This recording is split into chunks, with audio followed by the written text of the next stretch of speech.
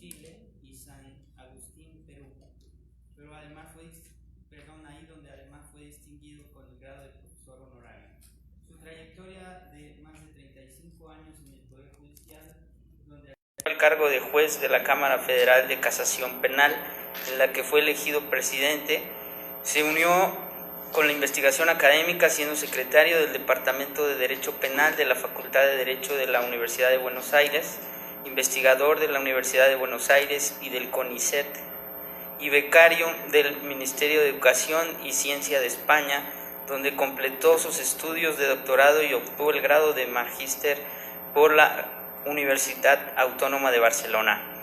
Se desempeñó durante la presidencia de Néstor Kirchner como secretario de Política Criminal del Ministerio de Justicia y Derechos Humanos de la Nación, donde coordinó el anteproyecto de reforma y actualización integral del Código Penal de 2006.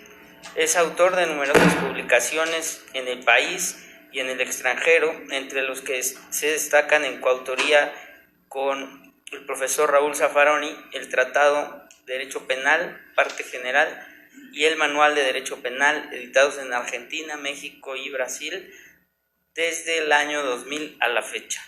Ha dictado innumerables conferencias y participado en múltiples congresos. Fue socio fundador de la Asociación Argentina de Profesores de Derecho Penal y de la Asociación Latinoamericana de Derecho Penal y Criminología. Gracias por acompañarnos acá, doctor, y adelante. Muchas gracias. Muy buenas tardes, días, perdón, a todos. Como se impone, en primer lugar la gratitud, y segundo la celebración. Desde luego que agradezco enormemente a las autoridades convocantes la posibilidad de poder intervenir en la mañana de hoy en el seminario convocado y muy especialmente a Laura la posibilidad de estar aquí. Celebro desde luego también la realización del encuentro, en donde el intercambio de visiones, de lecturas acerca del fenómeno siempre enriquece. Tengo para mí que la misión que nos cabe desde esta mesa es traducir, identificar aquellos claroscuros y no luces y sombras que pueda proyectar una reforma de la última década acerca del sistema penal en México, en particular desde una perspectiva, si se quiere, comparada con algunos indicadores del orden regional y particularmente de la Argentina. Para principiar, me parece cuanto menos indispensable identificar algunas precisiones conceptuales, sobre todo desde la perspectiva de planteamiento, esto es, aquellos núcleos básicos que pueden orientar de algún modo el sentido de mis palabras. Hablar de sistema penal y de crisis de legitimidad del poder punitivo, como se insinúa en el título de la intervención, lleva a analizar el papel del penalista en el momento actual, tanto en el teórico como en el que cotidianamente se participa en la actividad de la agencia judicial. Y en verdad la realidad trágica que en muchos casos encierra el proceso en sí mismo. Proceso que definitivamente creo coincidir con todos, guarda proyección desde el punto de vista del fortalecimiento y la consolidación de un sistema democrático en cualquiera de nuestros países. Será por eso, sino que el maestro Sergio García Ramírez identifica que el escenario del proceso, en su escenario se libra una batalla que va mucho más allá del proceso.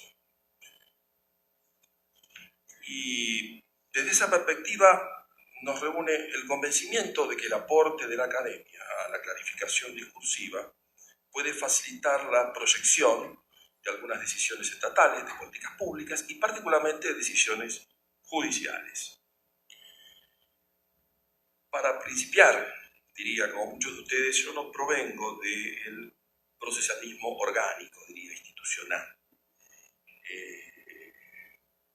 Pero las consideraciones que se formulan definitivamente en el campo del proceso resultan decididamente un elemento fundamental para extraer conclusiones acerca del alcance del derecho penal y, eventualmente, una necesaria reforma. De otro lado, diría que sin pretensión de ninguna erudición vengo a contaminar, vengo a tratar de aportar algunos elementos propios de un modelo integrado, en el sentido fondistiano, si se quiere, en el sentido que desde luego, el inolvidable Sandro Barata nos enseñaba, por aquello de que quien solo conoce derecho, como enseñaba Carneluti, no conoce derecho. Y quiero denunciar con esto cierto incumplimiento de un derecho penal convencional, si se me acepta la expresión, en tomar en cuenta datos de cierta factualidad o realidad operativa, si se quiere sociología jurídico-penal, si se quiere criminología, que ponen de manifiesto características de todo poder punitivo, que son jurídicamente, o si se quiere con más precisión, constitucionalmente, desde mi punto de vista, inaceptables. Me refiero con esto decididamente a las notas de selectividad, de arbitrariedad, de violencia y de corrupción que encierra el funcionamiento de todo sistema penal. Y así, desde siempre sabemos que toda criminalización es tendencialmente patológica, diría. Pero tantas veces revela componentes estructurales tan serios, en donde lo normal es tan distinto a la norma. O sea, una cosa es el derecho conspicuo, oficial, o si se quiere, el enunciado del orden nominal, y otra es definitivamente la realidad. Y sabemos que tradicionalmente el saber penal se construye en el plano del deber ser, aunque tiene un objetivo muy claro, concreto, pragmático, diría, que es proporcionarle al juez un sistema coherente para la decisión de algunos casos particulares que son sometidos a su consideración y, por ende, a la eventual imposición de penas. Y el juez lo aplica imponiendo penas que se cumplen en el mundo, es decir, en el orden del ser, en el campo de la realidad, donde el poder punitivo es como es y lamentablemente nunca como debe ser. O sea, quiero decir con esto algo que insinuó en la tarde de ayer el maestro Fernando Tenorio. El penalista teoriza en el orden del deber ser, pero el objetivo pragmático se cumple en el plano del ser. Y no se puede predicar un deber ser sin atender el ser. Esto explica desde siempre el abismo que separa el derecho penal de la sociología, de la ciencia política. Porque el deber ser es un ser que no es, o que por lo menos aún no es. Pero no por eso se debe desentender de lo que es, porque un derecho racional, si se quiere, republicano, se ocupa solo de un deber ser que pueda llegar a ser. O sea, una norma que imponga caminar a la luna no podría ser derecho. Pues bien, la sociología jurídico-penal, la ciencia política, la criminología, o sea, todo lo que analiza lo que es el ser, nos dice que toda teoría de la pena del orden del deber ser nunca puede llegar a ser. Y esto lo dice la criminología convencional, oficial, norteamericana, desde hace por lo menos 7 décadas al día de hoy. ¿Qué sucede si contemplamos el mundo, el poder punitivo, desde lo que es? Yo creo que la perspectiva cambia por completo. Ante todo, porque salta a la vista que las agencias ejecutivas son las que ejercen el poder punitivo, y no los jueces, y creo menos aún los legisladores, que no salen a la calle en busca de delincuentes. Los legisladores, la política, si quieren en general, desde mi punto de vista, lo que hacen es proyectar una punición en abstracto, con sus bondades y sus defectos, desde luego. Es lo que se enuncia desde siempre como criminalización primaria. Y la criminalización primaria siempre es un proyecto legal tan enorme y a veces tan disparatado que, en el sentido estricto, podría abarcar a casi toda la población. O sea, este es un programa irrealizable si se lo mide desde el punto de vista del cumplimiento estricto. Y por eso siempre se cumple en una muy escasa medida. Solo la criminalización del orden secundario ahora, en acto, ya no en potencia, va dirigida a un pequeño número de casos en donde sabemos bien todos que las agencias ejecutivas son aquellas que seleccionan a algunas personas sobre las que ejercen el poder punitivo. La desproporción que existe siempre entre un programa de criminalización primaria, lo abstracto, lo construido desde el plano del establecimiento de la norma por parte del legislador, y lo realizado desde el orden secundario, es inconmensurable. Y esto, que es inevitable, lo que facilita es un amplísimo espacio de arbitrio selectivo. Y este arbitrio, lamentablemente, no se ejerce al azar, ni siquiera por la gravedad del delito, sino siguiendo una regla básica de todas las burocracias. Se hace lo más sencillo y lo que ocasiona menos conflictos. Y de ello resulta, definitivamente, y en esto creo que coincidirán conmigo, una preferente selección de sujetos conforme a un estereotipo. Esos estereotipos que son preconfiguraciones negativas, prejuicios de determinadas categorías de personas. Y el estereotipo no lo inventan tampoco las agencias ejecutivas, y en eso también me parece que es importante ser claro, sino que se construye a partir de una comunicación montada sobre prejuicios sociales, en donde definitivamente tienen un rol configurador determinante los más medios. Por supuesto, ustedes dirán, tantos estereotipados cometen delitos. Sí, cometen óperas burdas, óperas toscas, decimos desde siempre, porque no tiene el entrenamiento para llevar adelante una infracción más elaborada. Y además, porque la propia torpeza de ese estereotipado lo que siempre va a provocar es la facilitación del descubrimiento. De modo que no hay nada más sencillo que descubrir a un sujeto al que se lo identifica como un ladrón, que camina como un ladrón, que tiene uniforme de ladrón y que además no tiene la mejor idea que realizar una grosería que facilite la selección de cualquier investigador en la calle. Pero como tampoco son personas provenientes de sectores acomodados, sino, sabemos desde siempre, de sectores subalternos, esta selección no es conflictiva. O sea, no redunda en un inconveniente o en un problema para esta burocracia.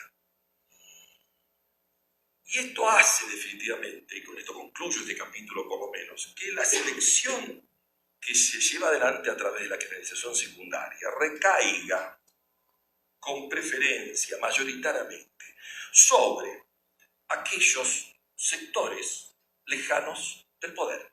Y cuando me refiero al poder, me refiero tanto del poder económico cuanto del poder político. Porque o bien se responde al estereotipo, o bien la criminalización opera conforme al retiro de cobertura desde el punto de vista político. Quiero con esto, en definitiva, reafirmar que la criminalización de una persona siempre es un acto de poder. Y por ende es un acto político. No puede caber duda acerca de que, desde mi punto de vista, el poder represivo de las agencias del Estado siempre es político. ¿Por qué? Porque se concreta en actos de gobierno de la polis, en sentido amplio, genérico. Responde al poder y se ejerce conforme a un cierto marco ideológico y también de poder mundial, cierto contexto. Ayer por la tarde también, a propósito de algún interrogante, se explicaba que el sistema penal suministra esencialmente encierro. Esto es, desde el siglo XIX por lo menos se conoce que la privación de libertad es en todo el mundo la columna vertebral del sistema de penas, independientemente de otras variables que pueden ensayar como reacción del sistema de justicia penal. La nota central, nuclear, la viene a conformar la privación de libertad en términos de sanción. Ahora, sabemos desde siempre que la prisionización, o sea, el encierro de un sujeto en prisión, constituye un factor criminógeno.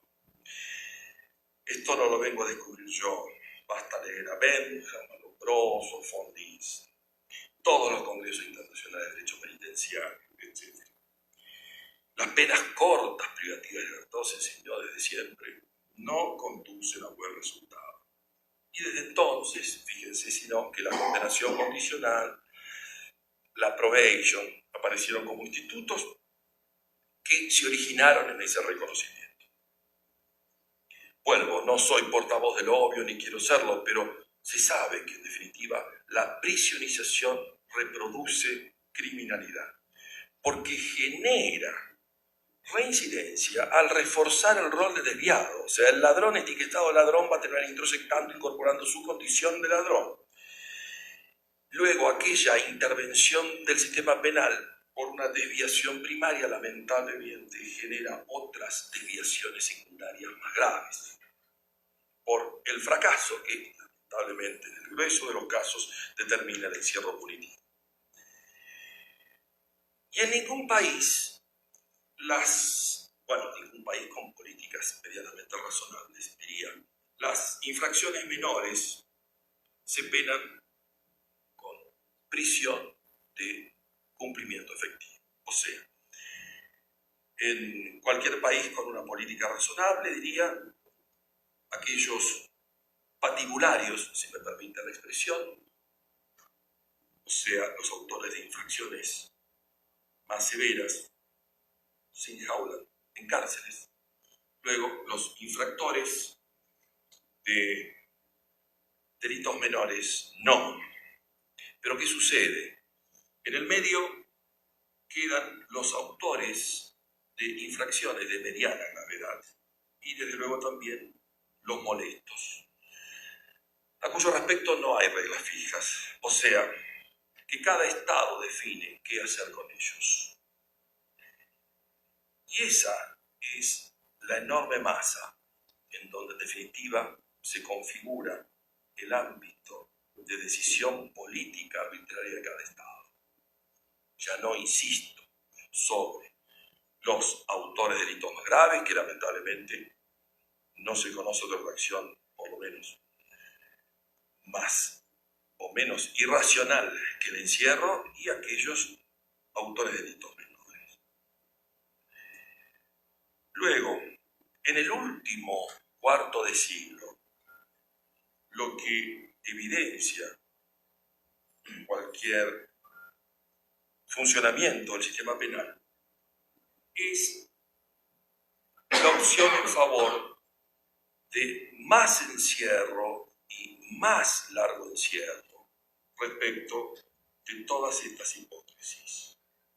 Lo que deriva, desde luego, en la denuncia que se lleva adelante de tanto tiempo atrás A propósito, la descripción de la caracterización como guantanamización, así lo explica el maestro García Ramírez, de la cárcel, o sea, el modelo concentracionario, un modelo equivalente a un campo de concentración, que produce más muertos por motines, por violencia carcelaria, y convierte con más frecuencia la pena de prisión en pena de muerte.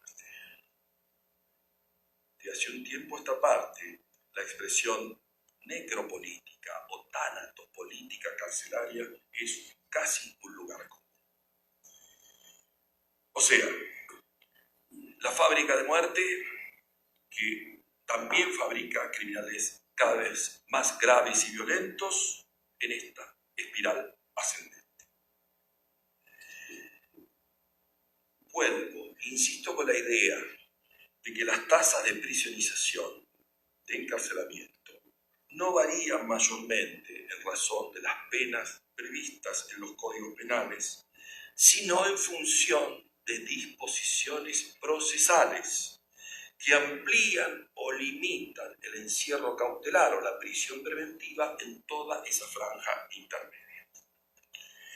Y para el caso, quisiera recordar algunas palabras del informe de la Comisión Interamericana de Derechos Humanos sobre medidas dirigidas a reducir el uso de la prisión preventiva en las Américas del año 2017, es el último informe.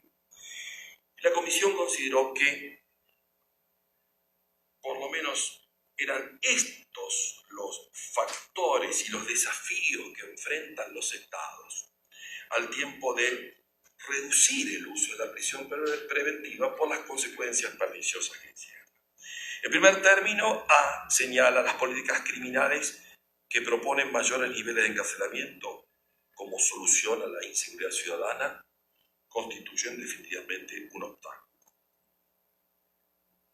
Luego, la prevalencia de políticas de mano dura en los discursos de altas autoridades también se traduce en un inconveniente. En tercer lugar, advierte la Comisión Interamericana sobre la utilización de mecanismos de control disciplinario como medio de presión o castigo para las autoridades judiciales, aspecto sobre el cual me quiero extender en los minutos que siguen también. Y también destaca un sistema inadecuado de defensa pública tantas veces. Y por último, la falta de coordinación interinstitucional entre los actores del sistema de justicia. Consecuencia innegable, sabemos, del abuso de la prisión preventiva es el fenómeno de la llamada inversión del sistema penitenciario. O sea, aquello que indica que predomine abrumadoramente el número de presos preventivos sobre el de condenados.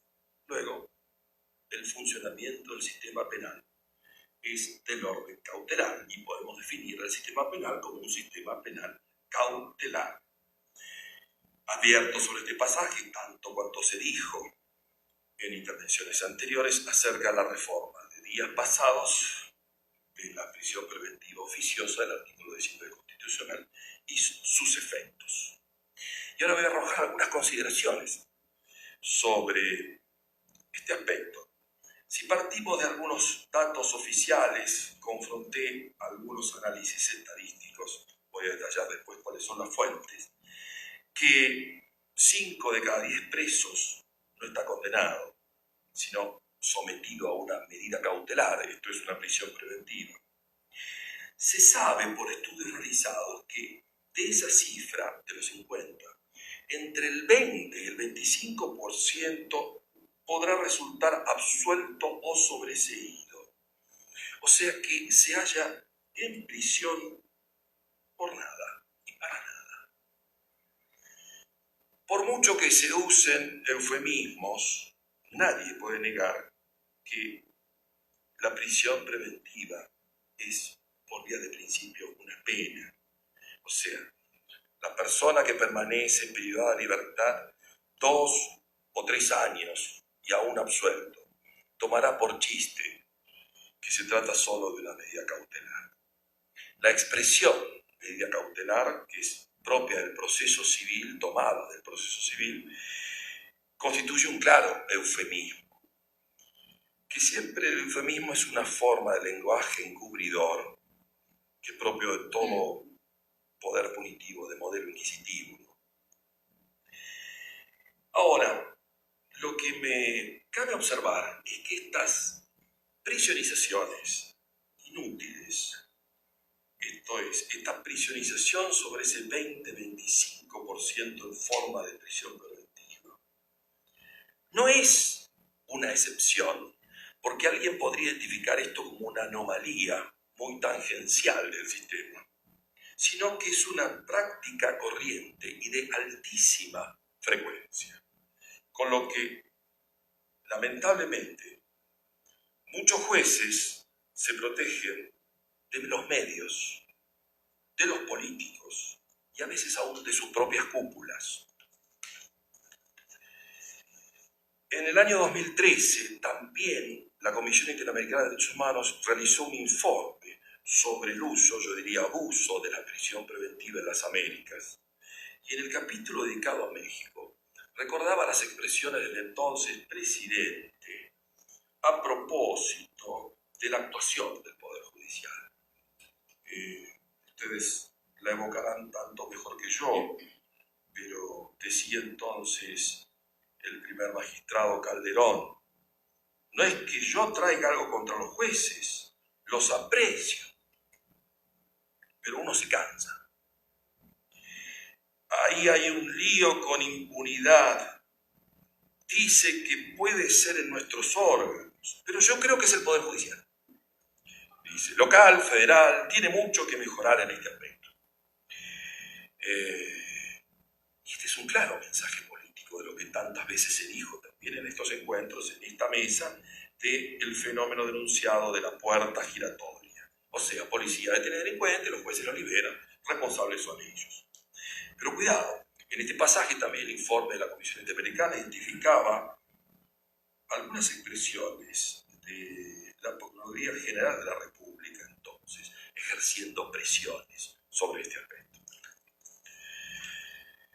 Bueno, de todo ello resulta claro, en definitiva, que la prisionización de un país se decide procesalmente y conforme, y aquí asumo las expresiones, el grado de peligrosidad política que experimente un juez.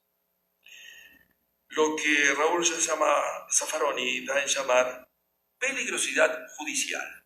O sea, el grado de peligro que una excarcelación le puede deparar al juez a propósito de la conservación de la carrera o el ascenso meritocrático. O sea, nada nuevo. Muchos jueces de primera instancia, tantas veces amedrentados por los medios, por los políticos, prefieren disponer prisión preventiva y que sean los órganos colegiados, los de segunda instancia u otras instancias, los que resuelvan. Y así se defienden de este modo, porque es razonable, actúan en soledad, en tanto los tribunales colegiados son menos vulnerables. Pero, en tanto, el tiempo pasa hasta que el colegiado pueda resolver y el sujeto continúa sufriendo una pena por la que no se sabe siquiera si cometió algún delito.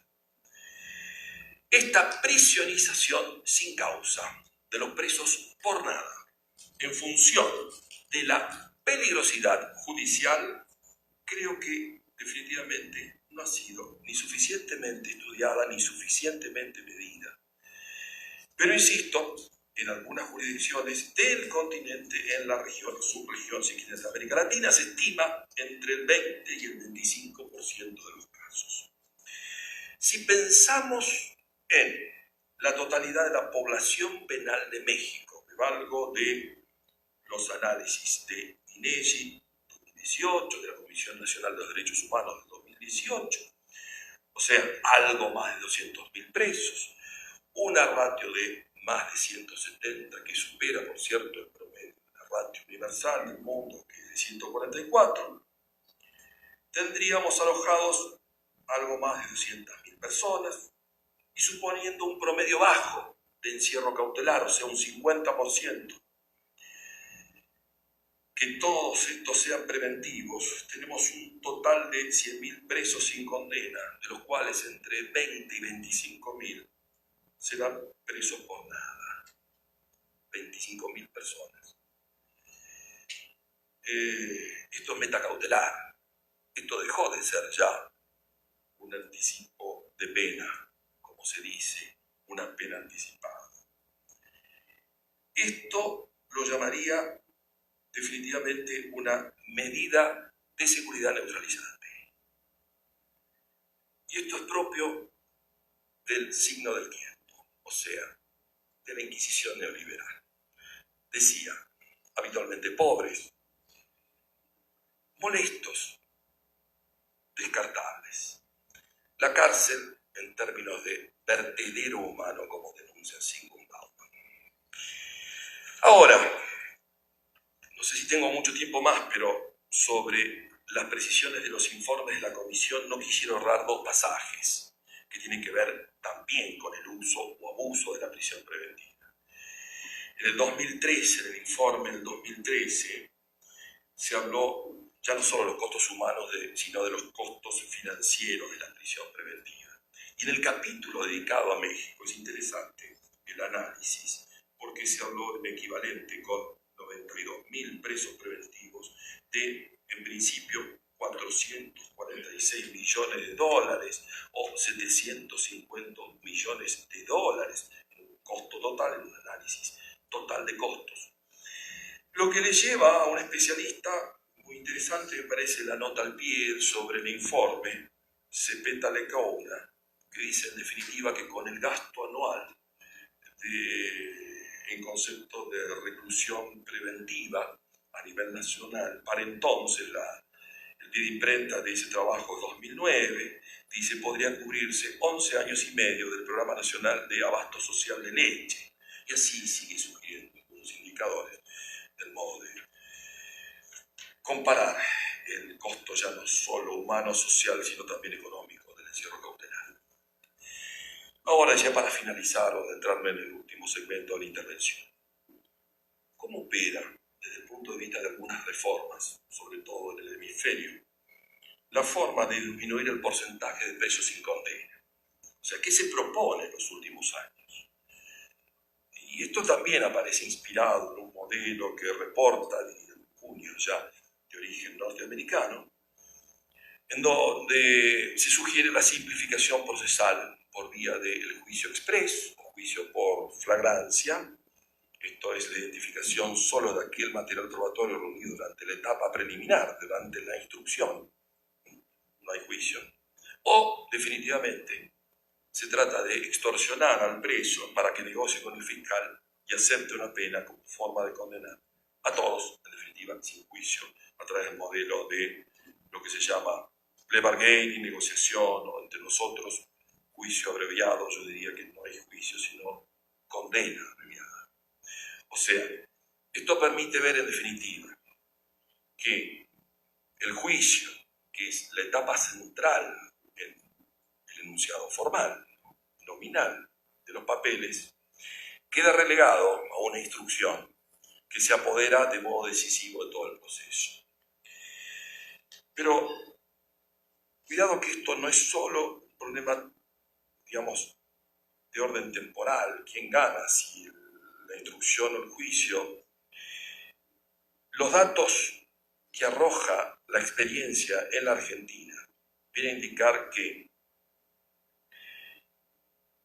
los procesos abreviados representan las 2/3 partes de la condena, o sea, 2 de cada 3 termina aceptando la condena antes del juicio. O sea, el milagroso ingenio de esta condena abreviada dio lugar a que, una vez más, la confesión siga siendo la regina probateorum, en tanto se había decididamente combatido en un escriturismo inquisitivo que no podía ser la nota central de un modelo de enjuiciamiento. Me valgo también de algún análisis de números que provee la excelente estadística oficial mexicana. En POL, la encuesta nacional sobre la población de privados de libertad del año 2016, que viene a arrojar que el 47,5% de la población, casi el 50% diría, se declaró culpable ante el Ministerio Público. El 45,7% lo hizo en primera instancia porque reconoció los hechos. Pero la cuestión más curiosa es lo que revela el segundo cuadro, el que sigue el mismo estudio, en donde 1 de cada 4 confesos denunció presiones y amenazas para declararse culpable. No es un dato menor. ¿Por qué? Porque habilitada la negociación, los tribunales siempre acaban tratando, lamentablemente con cierta antipatía, a aquellos imputados que no hacen uso de esa vía. Lo que fuerza a una conformidad siempre relativa para el avenimiento a la pretensión fiscal, que desde siempre es tanto más grave si está privado de libertad. O sea, el preso tiene que optar entre admitir una pena o ser juzgado por un tribunal que, lamentablemente, en tantos casos lo condenará a una pena mayor de la que haya asumido. Cierto que puede pensarse que el tribunal solo lo hará si es culpable, lo que es solo una verdad en limitada medida, pues los jueces tantas veces terminan cansándose de juicios inútiles, reprochan a los presos por no haber aceptado esa negociación y terminan condenando ejemplarmente, de modo de disuadir, ¿sí?, a los defensores y al resto de los privados de libertad a optar por el juicio. Ni que hablar que tantas veces la demora por la realización del juicio hace que el preso termine optando por una pena un poco superior al tiempo que le resta en función de la obtención de su libertad. Bueno, el juicio definitivamente perdió el protagonismo asumiendo un carácter secundario, subalterno, bajo estas coordenadas. La instrucción pasó a ocupar el lugar central, cuando solo debería ser apenas la colección de aquellos elementos básicos que puedan dar lugar al juicio. En definitiva, el juicio se ha vuelto extraordinario. La negociación es una extorsión sobre aquellos seleccionados. El proceso penal acusatorio devino, bajo estas consideraciones, en una enorme simulación, en una enorme ficción. Quiero ser moderadamente pesimista o moderadamente optimista, si me permite. Y quiero concluir con esto. Si se acepta por premisa que estos son algunos datos de referencia del funcionamiento, o sea, la realidad factual, operativa, de los modelos de enjuiciamiento de llamado junio acusatorio en alguna subregión, si quiere el cono sur en el continente, el procedimiento, la estrategia que se recomienda para bajar el porcentaje de presos sin condena es el de fabricar condenados sin juicio. Fíjense esa paradójica convergencia práctica de presos sin condena y el remedio de condenados sin juicio. O sea, esto es definitivamente la frustración de cualquier derecho, la frustración del proceso penal. Porque o bien se sacrifica la libertad del inocente, o bien se sacrifica el juicio del ciudadano.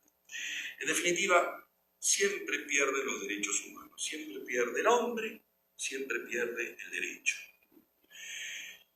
Y yo voy a concluir, para dar lugar creo que al momento más interesante, que es la intervención de todos ustedes, e intercambiar en términos de diálogo algunas otras aproximaciones, ya no diría conclusivas, pero sí, para discutir. Voy a concluir con, diría, el estandarte del penalismo liberal de nuestro continente. El primer penalista de habla hispana, el Beccaria en castellano, don Manuel Lardizábal y Uribe. Se celebran el próximo año 200 años de su muerte. Nació aquí nomás, en Tlaxcala. Y él, en su célebre discurso sobre las penas, aquello que siempre portaban nuestros, se conoce, nuestros libertadores en América, se sabe que en los morrales, tanto de Simón Bolívar como de José de San Martín, estaba Lardizábal. Y Lardizábal, en el parágrafo 28 de su célebre trabajo, decía, lo evoco, recordémoslo siempre: los que tanto aplauden la inconsiderada severidad de las penas de los gobiernos despóticos y su justicia expeditiva, o por mejor decir, precipitada y violenta, no saben hacer todo el aprecio que merece la vida y el honor de los hombres. Lardizábal. Muchas gracias.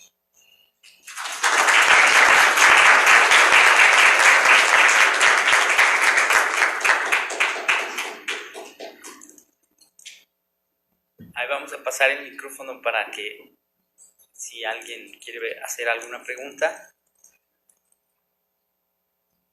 Acá.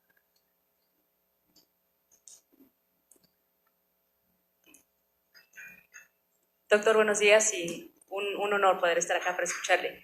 En base a la postura que acaba usted de manifestar, ¿qué opinión le merecen las políticas para la creación de una Guardia Nacional en los términos que están?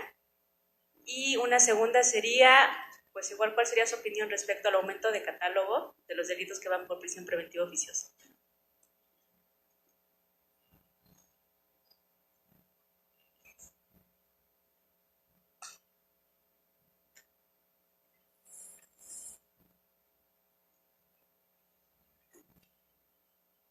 Buenos días. Mi pregunta es, en el nuevo sistema, en el sistema actual, se habla mucho de los derechos humanos. Sin embargo, ¿cuál es el límite entre derechos humanos y la cuestión de esto de las medidas de prisión preventiva? ¿Si hay una violación o en dónde está ese límite que es muy visible, pero es muy delgado, ¿no? Me gustaría su explicación, dado que no todos los que asistimos a este foro somos abogados. Gracias.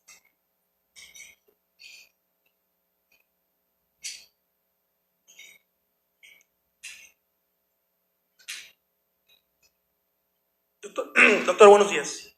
Mi duda radica en el sentido de que recientemente la Corte Interamericana de Derechos Humanos emitió una sentencia vinculatoria para el Estado mexicano en la que lo condenaba por la utilización de la prisión preventiva.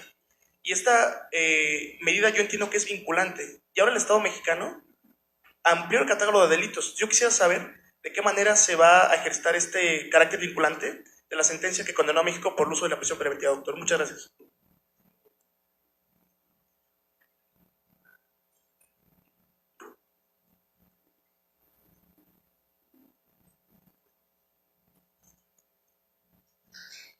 Gracias. Buenas tardes. Una pregunta. ¿Cómo cargar? O sea, es una pregunta que me gustaría que usted me respondiera, aunque es un poquito, creo, compleja, pero ¿cómo cargar en cuanto al sistema penitenciario con temas como la reinserción social o como los fines manifiestos en leyes como la Ley Nacional de Ejecución Penal?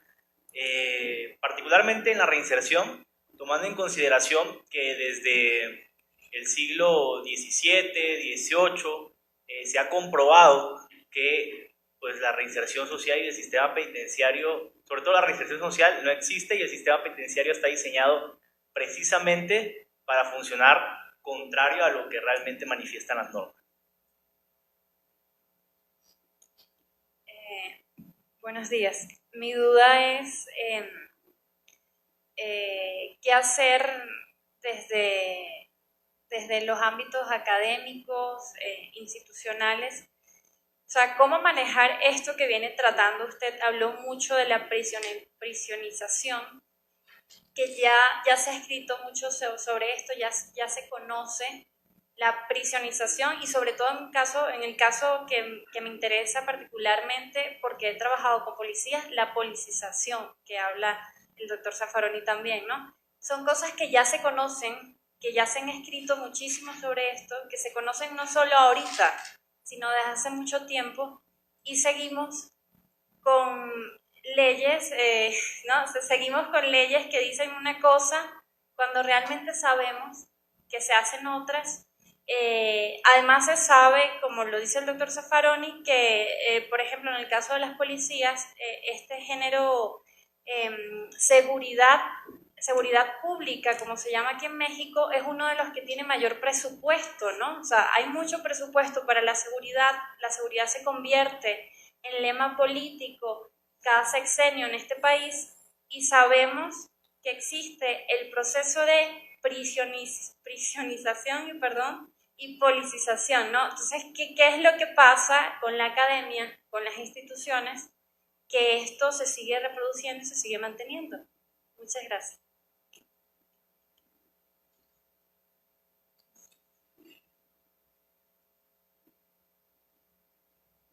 Sí, la parte que habla sobre que los juicios se van a juicios abreviados, a mí me interesaría saber su opinión sobre la Defensoría Pública, que ha quedado como un poco visibilizada en el seminario, en el foro, donde lo que estamos viendo es que sigue siendo el control digamos, de la llamada justicia en el Ministerio Público. Es decir, los juicios abreviados permiten, ¿no?, al Ministerio Público negociar totalmente esto y generar una corrupción enorme, y al mismo tiempo la Defensoría Pública forma parte del poder ejecutivo también. Entonces es una perversidad enorme donde los recursos de la Defensoría Pública son mínimos y el trabajo que ellos están haciendo es de comparsa. Entonces, digamos, ¿cuál sería la opinión de usted en este sentido? Porque no están llegando a las otras instancias. Y a mí me parece que los jueces, al estar, digamos, penalizando más porque llegan propiamente al juicio, entonces lo que estamos también viendo es que los jueces no están asumiendo el papel que deberían en el nuevo sistema. Ahora también el maestro. Gracias. Doctor, quizá esto sea adelantar un poquito los temas, pero conecta muy bien con lo que usted ha señalado sobre el estudio de la Comisión Interamericana sobre prisión preventiva en las Américas. Uno de los expositores de ese estudio en la gira que hicieron en América Latina por parte de la Comisión Interamericana aquí en la Ciudad de México, comentaba que el el ampliar la cobertura de la protección del juez de ejecución penal a los presos sin condena era una forma de legitimar la prisión preventiva. Me gustaría mucho saber cuál es su opinión al respecto.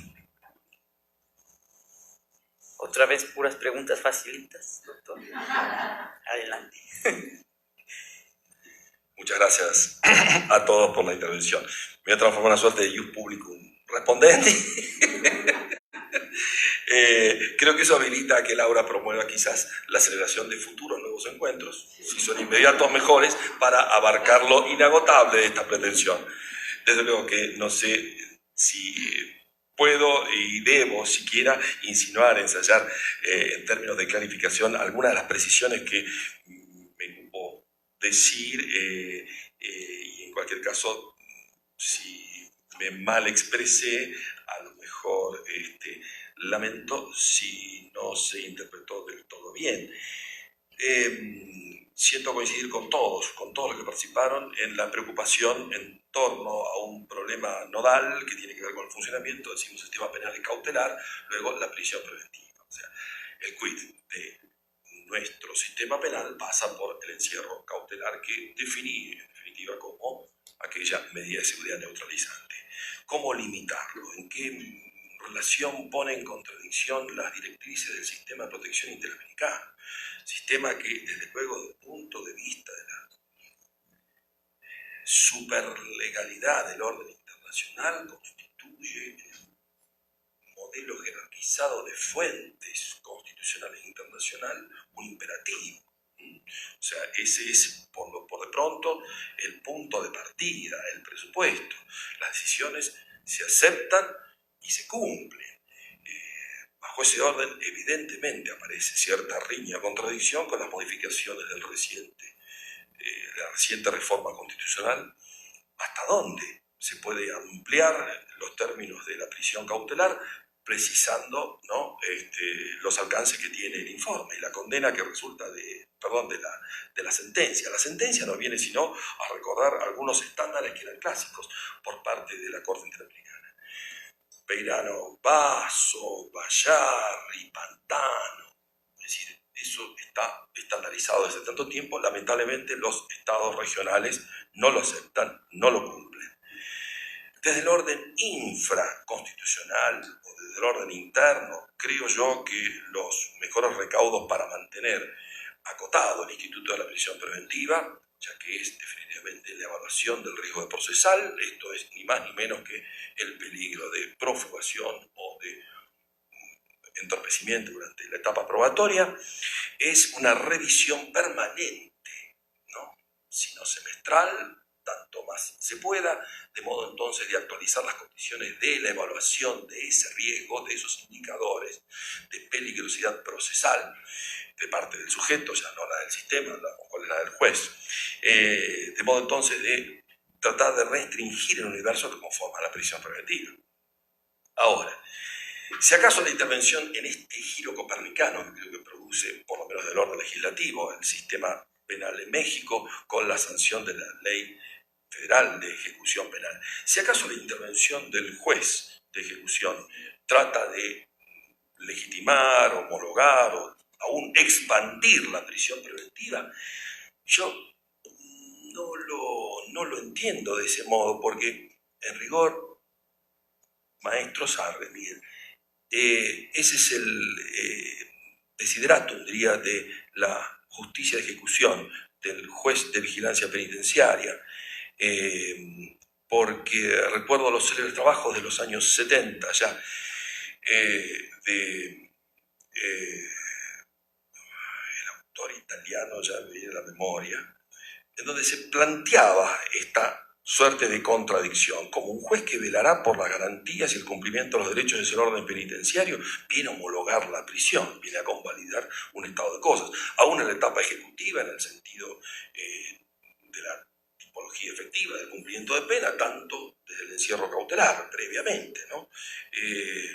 Yo creo que mientras más porosa se haga la cárcel en favor de los derechos y las libertades, tanto más se garantiza la vigencia efectiva de la Constitución dentro de ese ámbito. O sea, un muro, decimos de siempre, no puede detener la vigencia de los derechos. Y en ese orden, si el derecho reconocido no favorece la actuación de un funcionario específico, judicial, tal el juez de ejecución, que es el que facilite, el que en definitiva resguarde las garantías, los derechos de esas personas, no podemos hablar en definitiva, de un modelo constitucional afianzado dentro del ámbito penitenciario, dentro del ámbito carcelario, ¿no? Entonces, a ese respecto, mi respuesta, yo creo que es favorable la actuación del juez dentro. Lo que creo que en cualquier caso va a generar problemas de superposición competencial, ¿no? En definitiva, un juez tiene a un preso anotado a su disposición, luego va a permitir que el juez de ejecución, sin perjuicio de aquel que anotó a su disposición al preso preventivo, facilite la actuación, ¿no? O sea, permita la actuación de ese juez. Creo que el desafío en cualquier caso sería fortalecer tanto más se pueda la misión del juez dentro del ámbito de ejecución. Y en ese orden creo que es saludable por lo menos ampliarlo en términos de prisión provisional. De algunas cosas que anoté, que tomé nota, traté de hacerlo a pie juntillas, la intervención vinculada al problema de la defensa pública.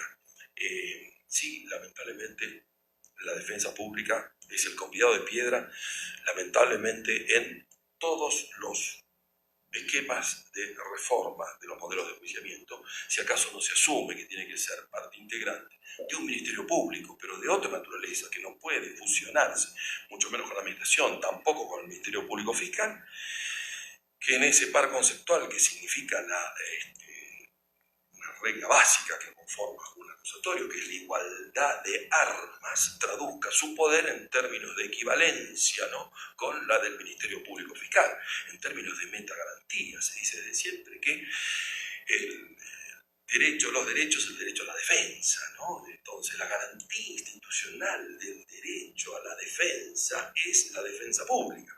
Si acaso no reúne ese carácter, lamentablemente va a ser la cenicienta de todo esto. Y por último, y ahí llego a la primera, diría, el destino de la Guardia Nacional, lamentablemente yo no lo conozco, ojalá lo puedan conocer ustedes, a saber de qué se trata, y el alcance de la reforma de la prisión preventiva oficiosa, desde luego que no es nada alentador, de modo que por eso de origen planteaba la necesidad del análisis de algunos claroscuros. El entendimiento, en definitiva, que del fortalecimiento de la democracia mucho habla el fortalecimiento de los sistemas de enjuiciamiento. Gracias.